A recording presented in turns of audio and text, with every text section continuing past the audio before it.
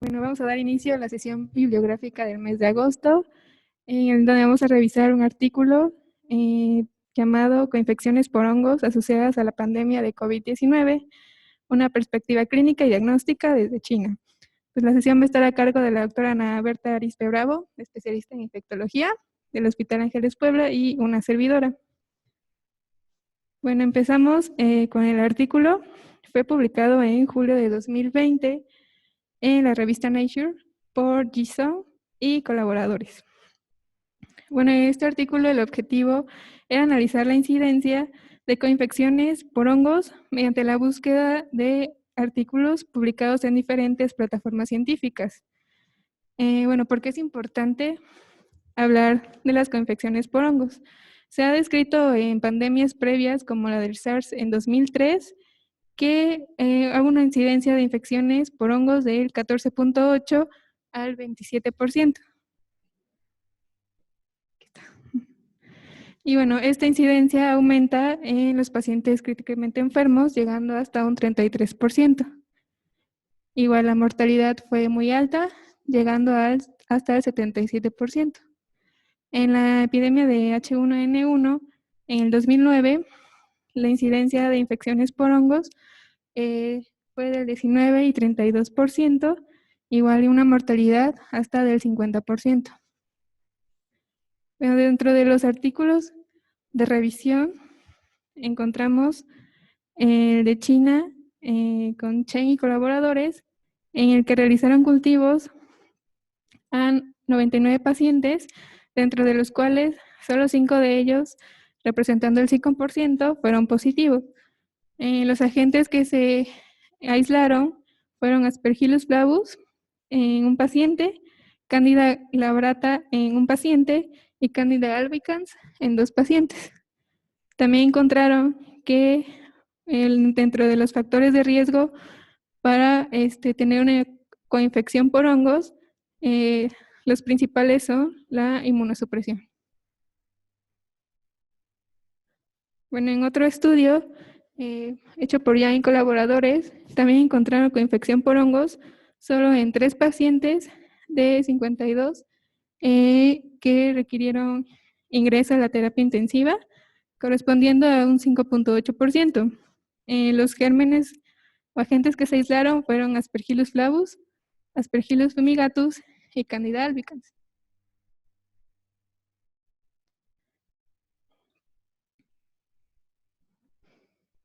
Ay, estoy regresando. Okay. También revisaron un estudio alemán en el que se encontraron aspergilosis pulmonar invasiva asociada a COVID-19 en 5 pacientes de 19, correspondiendo al 26.3%. Y bueno, estos pacientes eran críticamente enfermos y presentaron un síndrome de dificultad respiratoria aguda de moderada a severa. Otro estudio realizado también en Países Bajos, en 6 pacientes de 31, correspondiendo a un 19.4%, también aislaron aspergilosis pulmonar invasiva y el agente principal fue Aspergillus fumigatus. Bueno, este es un algoritmo que nos ayuda para realizar el diagnóstico de estas coinfecciones. Lo primero que tomar en cuenta va a ser a los pacientes críticamente enfermos. Estos van a ser los que se admiten en la unidad de cuidados intensivos o requieran ventilación mecánica asistida, igual de que tengan una estancia intrahospitalaria prolongada.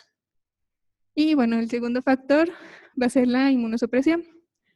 De acuerdo a la sospecha clínica, también se van a dividir factores de riesgos.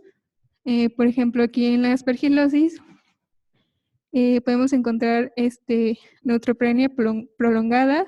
También va a estar asociado a trasplantes de células hematopoyéticas o también trasplantes de órganos sólidos. Y bueno, si tenemos todos estos factores, pues nos vamos a un diagnóstico de aspergilosis. Para hacer el diagnóstico de candidiasis, los factores de riesgo que tenemos que tomar en cuenta van a ser nutrición parenteral, y el uso prolongado de antibióticos de amplio espectro. Bueno, ahora de la mucormucosis, el principal factor va a ser diabetes mellitus. De ahí seguido el trauma, igual otros factores que se han comentado previamente también con aspergilosis. Y para un diagnóstico de criptococo, el principal factor a tomar en cuenta es el VIH.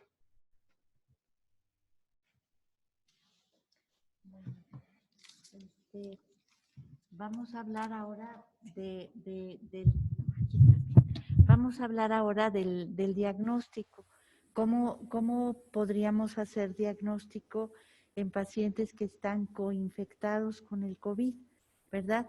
Porque se ha visto muy diferente los datos clínicos y radiológicos, y en estos pacientes nosotros vamos a tener que hacer todos los esfuerzos porque sabemos que la coinfección tiene una alta mortalidad y que se han visto casos tempranos y también tardíos, pero muchas veces tempranos, de este tipo de infecciones, sobre todo en pacientes en terapia intensiva. Recordemos que nosotros echamos mano en la COVID grave de esteroides, entonces esto también puede complicar a nuestros pacientes. Se ha visto, por ejemplo, Aspergillus y Cándida principalmente, como vemos. Casi no se ha visto mucor ni cripto, pero sí hay que buscarlo. Entonces, la idea es hacer hincapié en buscarlos premeditadamente en los pacientes graves que están en terapia intensiva. Y para esto, nosotros podemos tener eh, cosas especiales. Por ejemplo, los estudios, las muestras, tanto el esputo como el lavado broncoalveolar, o un simple lavado bronquial no broncoscópico. Lo que nosotros podemos hacer es buscar al aspergillus, por ejemplo, mediante el uso de la microscopía directa. Muchas veces usamos hidróxido de potasio para valorar las cifras con más claridad, ¿sí?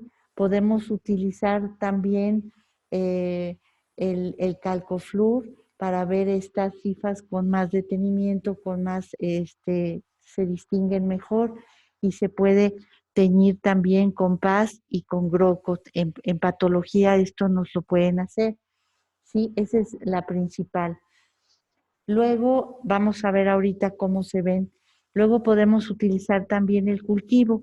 Tanto Cándida como Aspergillus pueden crecer en medios no selectivos como la sangre, ¿verdad? El agar sangre, ahí pueden crecer, y es un muy buen medio.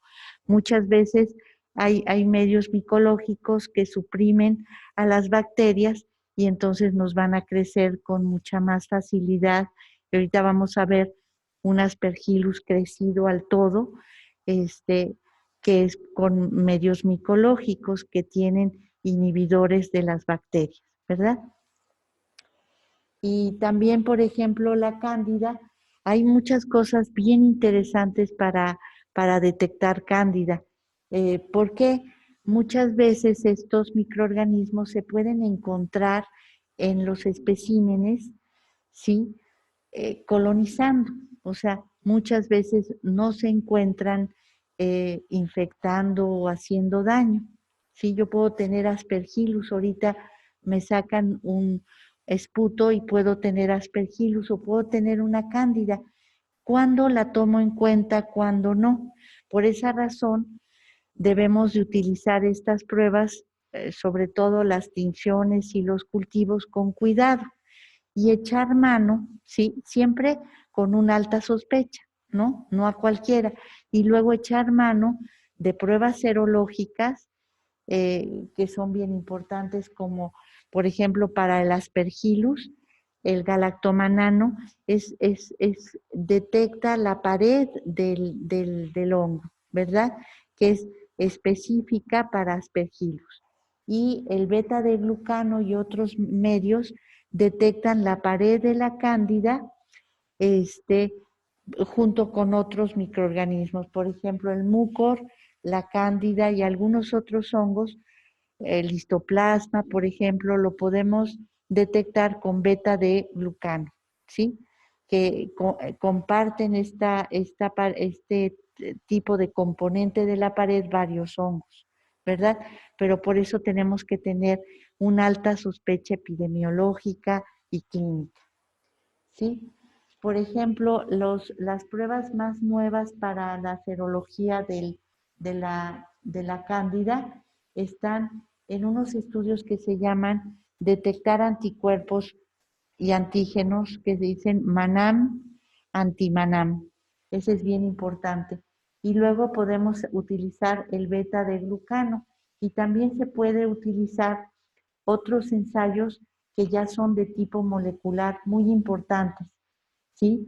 Y fíjense, esa que utiliza un tubo en donde las partículas se dispersan, las como que las rompen, se hacen los electrones y se hace al final del tubo, por las velocidades en las que van, un análisis espectral de cada sustancia. Y yo tengo aquí, por otro lado, mi base de datos.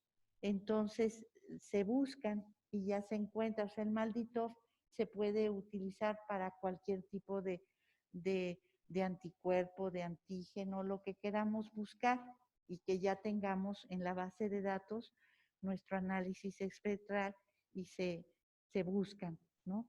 Entonces, tanto Malditoff como otra que es utilizando como un resonador, el T2, la resonancia magnética, pero no crean que es meter al paciente en la máquina, sino es un resonador pequeño que busca precisamente a través de estas técnicas las moléculas específicas de la cándida, ¿sí? Entonces, más adelante, pues vamos a tener diagnósticos más veraces de diversos tipos de cándida, sobre todo las más comunes.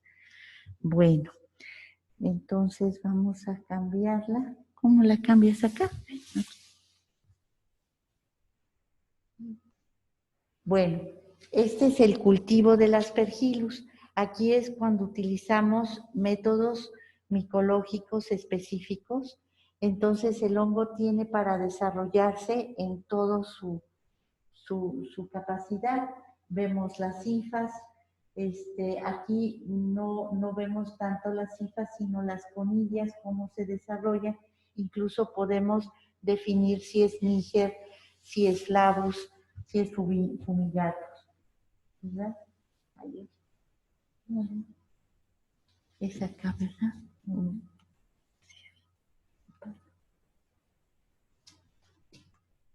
Ajá. Esta es una imagen de tejido, ¿verdad? Es muy diferente.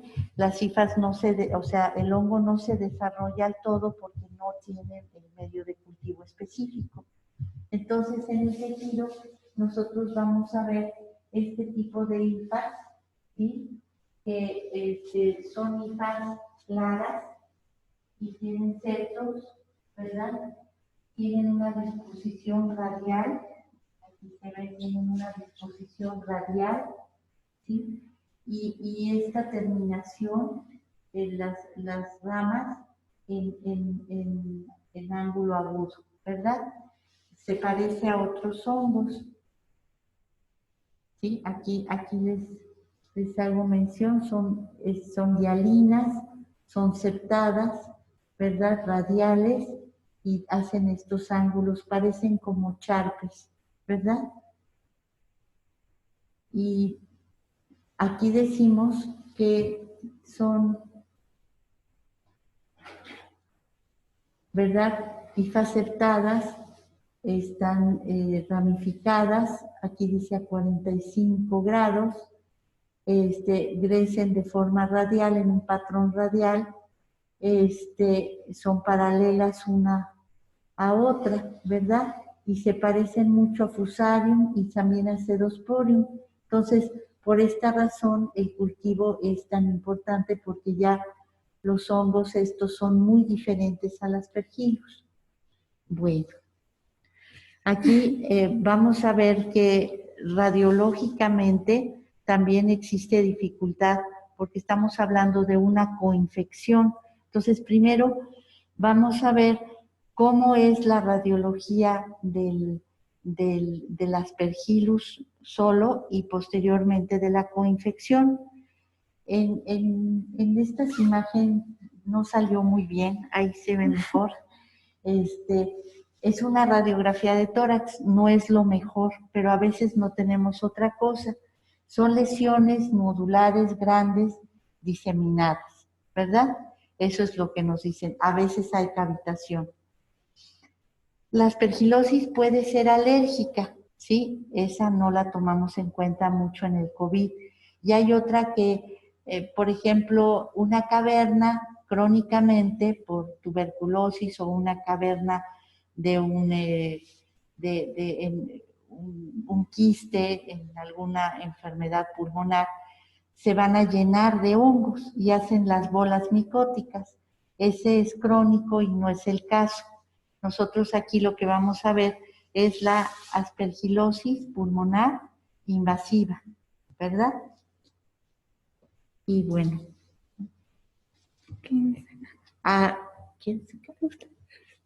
Entonces, aquí, por ejemplo, esta tomografía es mucho más específica.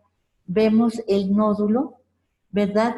Con un halo. Este halo es bien importante y nos habla mucho de micosis, específicamente de aspergillus, ¿sí? Y acá vemos también el signo del halo, en donde aquí vemos un nódulo que se está cavitando, ¿verdad? Y estas son aspergilosis invasivas. Aquí vemos en una placa, esta es muy bonita porque se ven las cavernas, pero esto es generalmente una aspergilosis sola, ¿sí? Una aspergilosis sola, ¿verdad? Estas ya se repitieron. Y acá, en este artículo, ¿verdad? Que fue publicado por Koehler y colaboradores recién en esta pandemia del SARS-CoV-2, vemos 5 imágenes que los pacientes estaban coinfectados con aspergillus y tenían COVID. Aquí vemos el vidrio deslustrado, algunas zonas de empedrado y nada más. En esta otra, pero había aspergillus. En esta otra dicen que se ven nódulos diseminados, ¿sí? No se les ve el halo, ¿verdad? Y lo que vamos más es el vidrio esmerilado, no vemos bien el aspergillus. Aquí podemos ver algunas lesiones nodulares, aquí algunas lesiones nodulares cavitadas. Esta es la tomografía que más demuestra al aspergillus. Aquí vemos una cavidad, ya se está cavitando estos nódulos. Entonces tenemos un poquito de más idea. Aquí se metió aire, ¿verdad? Vemos la imagen de vidrio esmerilado, algunas zonas de consolidación, ¿verdad? Tenemos el enfisema buloso, las opacidades en vidrio despulido, alteraciones intersticiales y consolidativas y infiltrados nodulares. Pero pues nos iríamos con la finta de que es solo el COVID, ¿verdad? Y luego en el paciente E, pues ya vamos a ver también el vidrio despulido, el pavimento que se ve, consolidaciones y nódulos infiltrantes pequeños, ¿verdad? Pero realmente nada que nos llame la atención para una coinfección, puede pasar como un COVID. Entonces hay que tener en estos pacientes muy afectados, gravemente inmunosuprimidos, buscar agentes, porque otro apartado enorme es las infecciones bacterianas, ¿verdad? pero aquí nos toca ahorita valorar lo que son las infecciones micóticas. Vamos a seguir. ¿Verdad? Esta la puse, no es del artículo, la mayoría aquí se refiere que este es un vaso sanguíneo, ¿sí? Y aquí van las cifras. Es decir, el problema del aspergillus es que es angioinvasor, como el mucor más o menos, pero también, entonces puede llegar a haber una diseminación local a nivel del pulmón muy importante, pero también se puede diseminar. Se va al sistema nervioso, a los senos paranasales, se va a todas partes, a la piel. Aquí ponía yo una úlcera a nivel de la piel, ¿verdad? Y esta es una aspergilosis diseminada. Bueno, hablábamos también de la cándida. Tal vez la cándida está más, la podemos reconocer más fácilmente. También hay que hacer una diferenciación entre si es colonizador o está realmente infectando, ¿sí? Entonces, para eso, muchas veces estos cultivos nos ayudan mucho. Aquí si ven, está gemando, no es un micelio lo que hace, ¿verdad? La cándida no hace micelio, hace una estructura que se llama pseudomicelio. Es muy diferente, ¿sí? Está como si fuera haciendo pequeños bulas, ¿verdad?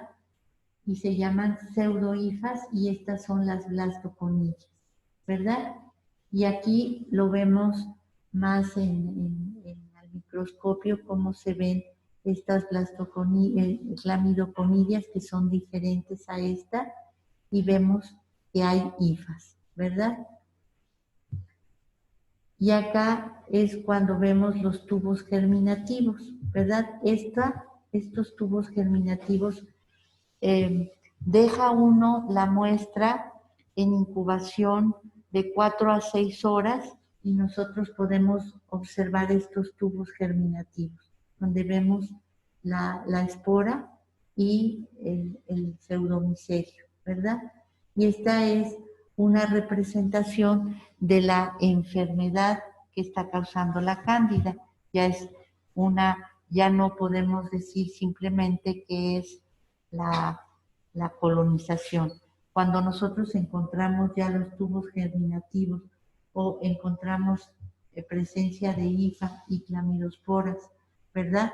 Ya pensamos en que hay más que contaminación, ya es una enfermedad. Y aparte podemos hacer podemos hacer beta de glucano. Esto es algo que tenemos acceso aquí en el hospital. Desgraciadamente tarda muchísimo tiempo en regresarnos la respuesta, ¿sí?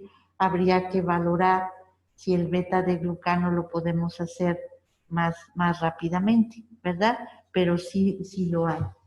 Ya malditos no tenemos, ni tampoco tenemos la resonancia T2.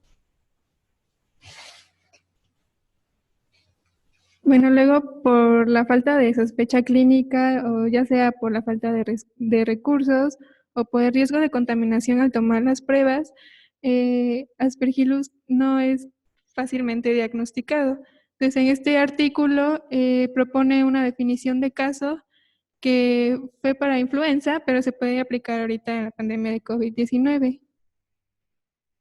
Ahora, estos criterios, bueno, van a dividir en caso probado y probable. Los criterios de entrada para clasificar a un paciente van a ser una prueba positiva de influenza, pero en este caso puede ser positiva para COVID-19, signos clínicos característicos y, bueno, que sea menor a una semana de ingreso a la unidad de cuidados intensivos o pasados ya 72 horas a su ingreso. Entonces, las Aspergillus tracheobronquitis, un caso probado va a ser por la toma de biopsia. La traqueobronquitis se va a caracterizar por la presencia de placas o pseudomembranas o úlceras en vía aérea o un cultivo positivo para Aspergillus. En el caso probable se va a definir como placas, pseudomembranas o úlceras en la vía aérea, seguido de alguno de estos criterios, ya sea galactomanano mayor a 0.5 o galactomanano bronquial volar mayor a 1.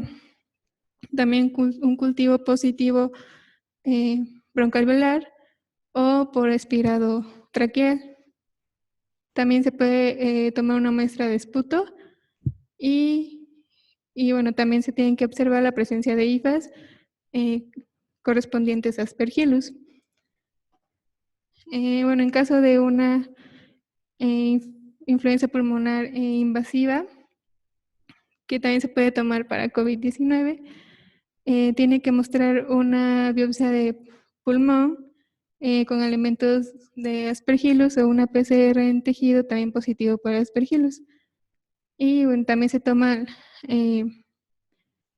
para el caso probable, casi los mismos criterios que en Aspergillus con traqueobronquitis, o también se puede ver infiltrado cavitario.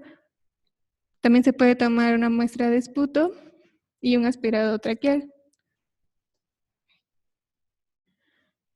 Bueno, este es un algoritmo diagnóstico que resume prácticamente la diapositiva anterior.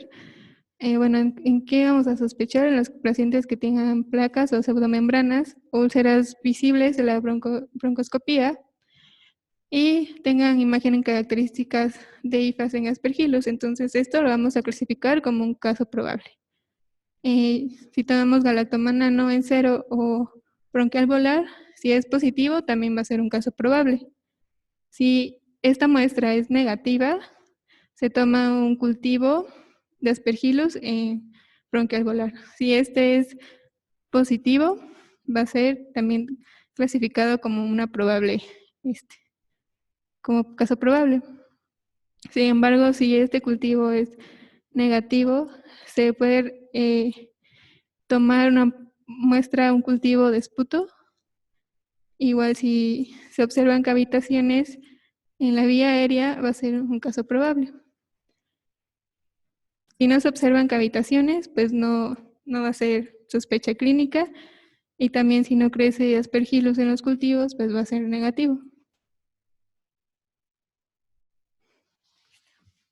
Bueno, aquí es este otro estudio es bien importante porque nos habla de que, o sea, cuál es la consecuencia de no detectar el Aspergillus. Por ejemplo, estamos sospechando en patología micótica y le podemos dar desde fluconazol, le podemos dar una equinocandina, ¿sí? Y no darle voriconazol, que es el de elección. Entonces, en este estudio se ve, por ejemplo, al paso de los días en UCI, ¿verdad? La sobrevida de estos pacientes, sin voriconazol y con voriconazol. Entonces, nosotros vemos cómo, sobre todo en etapas tempranas, el voriconazol es significativamente diferente al uso de otros azoles o al uso de las equinocandinas. Posteriormente, ya las dos curvas son algo parecidas, pero de todas formas, la sobrevida siempre es más alta cuando usamos el voriconazol. Ahora, en esta otra, nosotros determinamos por medio del galactomanano en el líquido broncoalveolar, ¿verdad? ¿Qué tan alto es, ¿verdad? En los pacientes que no usaron, no han utilizado voriconazol, el galactomanano va a ser más alto que en aquellos que no lo usan. Esto sería en la primera parte. Y después en el seguimiento, porque el galactomanano, y ese lo tenemos rápido y bien hecho aquí en el hospital, lo podemos ir siguiendo, de manera que el paciente con voriconazol presenta cada vez galactomananos más bajos, ¿verdad? y esto se refleja clínicamente con mejoría, ¿verdad? Y esta es la última. Bueno, miren, esta es un estudio en donde se ve qué pacientes que tienen este aspergilosis pulmonar asociada a COVID, o sea, presuntiva la COVID con el aspergillus. Y aquí cuando no, ¿verdad? Y acá tenemos el valor de P. ¿Cuáles son los más importantes?